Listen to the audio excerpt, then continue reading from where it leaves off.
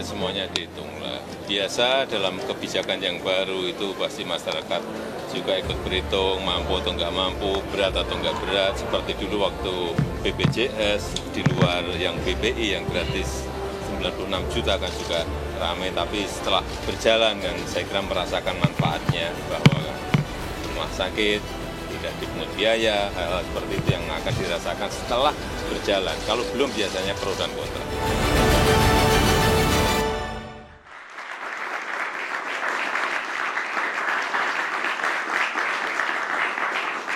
Halo, selamat malam pemirsa. Polemik iuran tabungan perumahan rakyat yang akan berlaku pada 2027 semakin ramai. Bahkan para pekerja yang diwakili oleh sejumlah organisasi serikat buruh rencananya esok Kamis akan menggelar unjuk rasa untuk menolak program Tapera ini. Lalu mengapa iuran yang dibebankan kepada para pekerja dan juga pemberi kerja ini ditolak mentah-mentah? Kita akan bahas malam hari ini di Indonesia Business Forum bersama saya Putri Windasari dan sejumlah narasumber saya yang sudah hadir pada malam hari ini.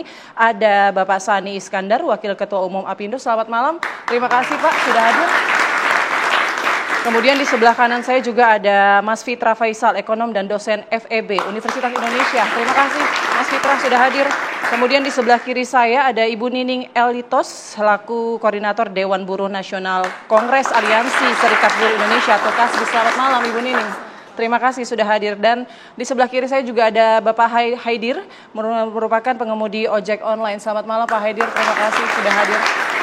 Kita juga sebelumnya sudah mengundang dari pihak BP Tapera, kemudian Kementerian PUPR dan juga Kemenaker Trans. Namun sayangnya pada malam hari ini tidak ada yang mengirimkan perwakilannya untuk berdiskusi bersama kita. Dan sebelum kita memulai diskusi pada malam hari ini, kita saksikan dulu tayangan yang satu ini. Polemik aturan iuran wajib tabungan perumahan rakyat terus memanas. Presiden Joko Widodo tidak akan menunda aturan Tapera meskipun mendapat kritikan luas di masyarakat. Menurutnya, pro dan kontra terhadap suatu kebijakan adalah hal yang wajar. Ya semuanya dihitung lah. Biasa dalam kebijakan yang baru itu pasti masyarakat juga ikut berhitung mampu atau nggak mampu, berat atau nggak berat. Seperti dulu waktu BPJS di luar yang BPI yang gratis 96 juta kan juga ramai, tapi setelah berjalan kan saya kira merasakan manfaatnya bahwa rumah sakit tidak dipungut biaya, hal-hal seperti itu yang akan dirasakan setelah berjalan. Kalau belum biasanya pro dan kontra. Komisioner BP Tapera, Heru Pudio Nugroho mengatakan, iuran Tapera mulai berlaku tahun 2027 untuk semua pekerja, baik pemerintah maupun swasta. Menurut Peraturan Pemerintah Nomor 21 Tahun 2024, potongan Tapera sebesar 3%, pekerja dibebankan sebesar 2,5% dan pemberi kerja 0,5%. Kesenjangan kepemilikan rumah di Indonesia masih sangat tinggi. Ya, saat ini di angka 9,95 juta orang atau keluarga tidak memiliki rumah. Sementara kemampuan pemerintah dengan berbagai skema subsidi dan fasilitas pembiayaan ya, menyediakan kurang lebih 250.000 rumah. Ya. Pertumbuhan demand setiap tahun, ini data statistik juga, 700.000 sampai 800.000 keluarga baru yang belum punya rumah. Jadi kalau hanya mengandalkan pemerintah saja, nggak akan ngejar sampai kapan backlognya mau selesai. Ya. Sejumlah elemen masyarakat menolak aturan ini, mulai dari kalangan pengusaha hingga para pekerja, terutama para pekerja informal seperti pengemudi ojek online yang dikaji untuk dikenakan potongan Tapera sebesar 3%. Sangat tidak setuju. Kalau untuk ojol kayaknya nggak usah dilibatin deh masalah program-program Tapera kayak gitu. Masalahnya kan kalau ojol itu kan penghasilannya nggak jelas ya. Nggak ada penghasilan tetap, yang namanya gaji tiap bulan sekian. Jadi yang nggak ada manfaatnya juga, karena kan penghasilan kita pas-pasan. Kalau dipotong untuk ini untuk itu ya buat orang rumah gimana gitu kan. Pusing juga dong nantinya kan. Ya kalau untuk kena sanksi itu namanya pemaksaan dong. Kalau ini kan nggak bisa dipaksa dong. Pilihan kita masing-masing. Dalam ketentuannya, manfaat Tapera masih ditujukan untuk kepemilikan rumah pertama bagi masyarakat berpenghasilan rendah atau MBR. Lalu bagaimana dengan pekerja yang sudah memiliki rumah?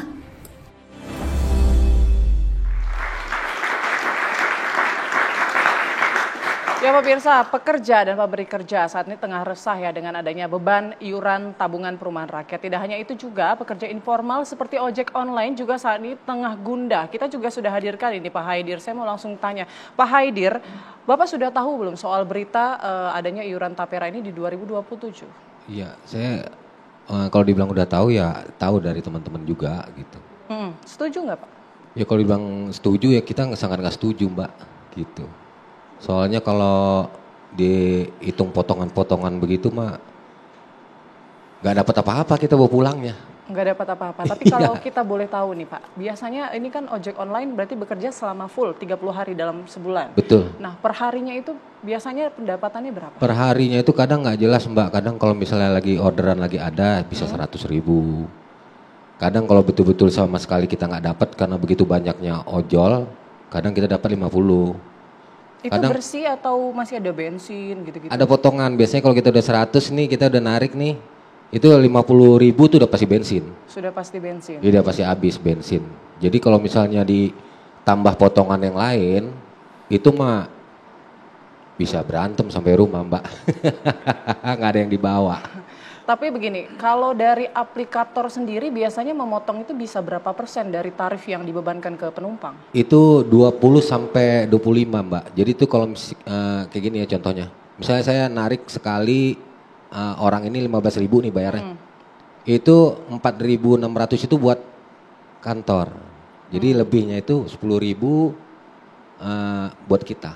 Oke, jadi anggaplah misalnya 100.000 ya per hari. Sebulan cuma dapat 3 juta rupiah saja dan itu pun belum juga dipotong dengan biaya bensin, kemudian dan lain-lain sebagainya. Minum, makan. Oke, tapi selama ini kan bermitra ya, betul. tidak merupakan pekerja langsung dari aplikatornya tersebut.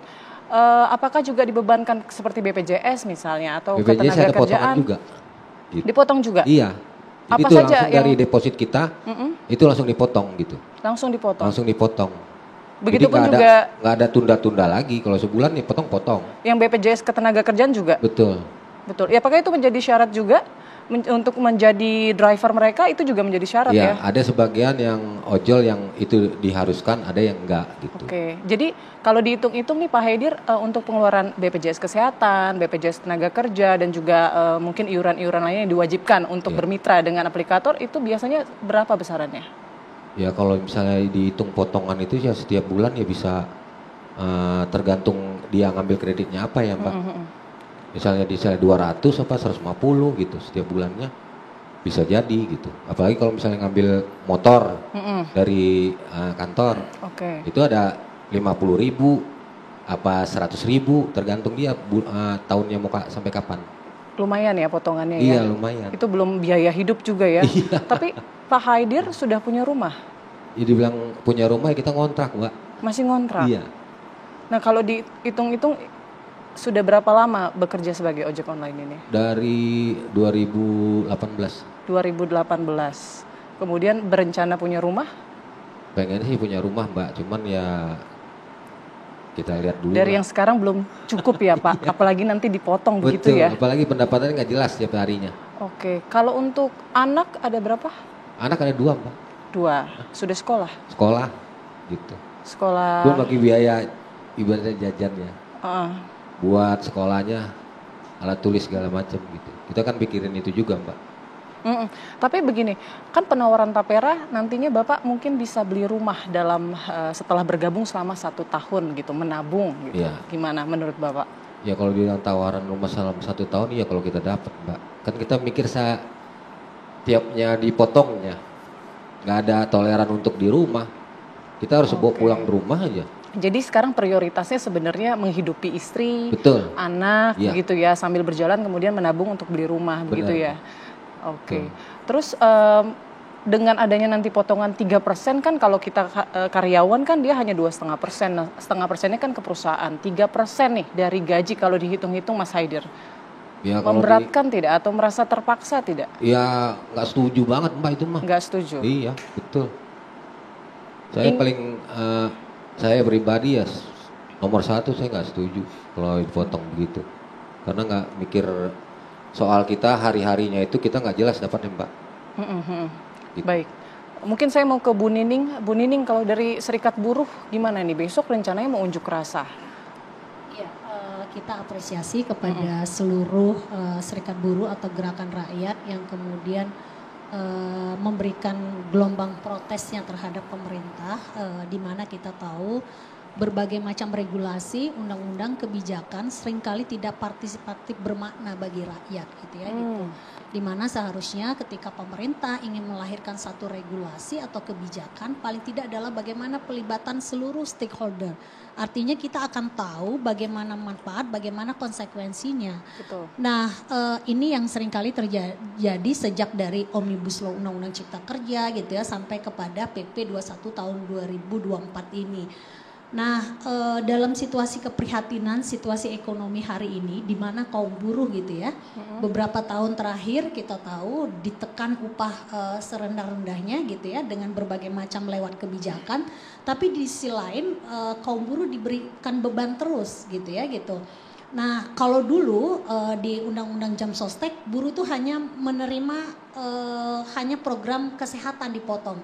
Kontribusi antara buruh dengan pengusaha, tapi dengan adanya SJSN, terus kemudian turunannya adalah Undang-Undang BPJS, kemudian semua program itu dibebankan kepada buruh dan pengusaha.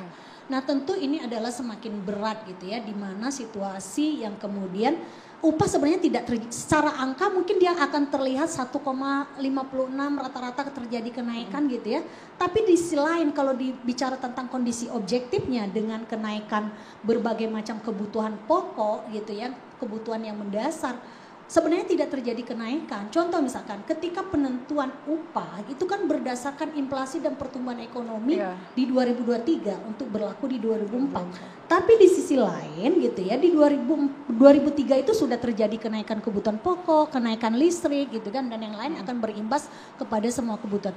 Belum lagi ketika terjadi kenaikan di awal 2024 semua kebutuhan pokok diserahkan kepada mekanisme pasar dan upah itu tidak sama sekali terjadi kenaikan. Tidak berjalan Nah ditambah lagi dengan beban hari ini tapera gitu ya, memang di dalam PP itu 3%, 0,5% pengusaha, 0,5 pengusaha, 2,5% pada buruh. Luar biasa beban diberikan. Kalau kami bilang sudah jatuh tertimpa tangga lagi. Kemarin Omnibus Law yang begitu dikritik keras gitu ya agar memberikan bagaimana peningkatan kesejahteraan perlindungan, sekarang diberikan beban kembali. Ini sangat tidak bijak dan kita melihatnya pemerintah hari ini menjadi justru uang itu adalah akan ada seperti badan pengelola gitu ya, dan di sana nanti akan ada indikasi korupsi ada gitu celah. ya gitu,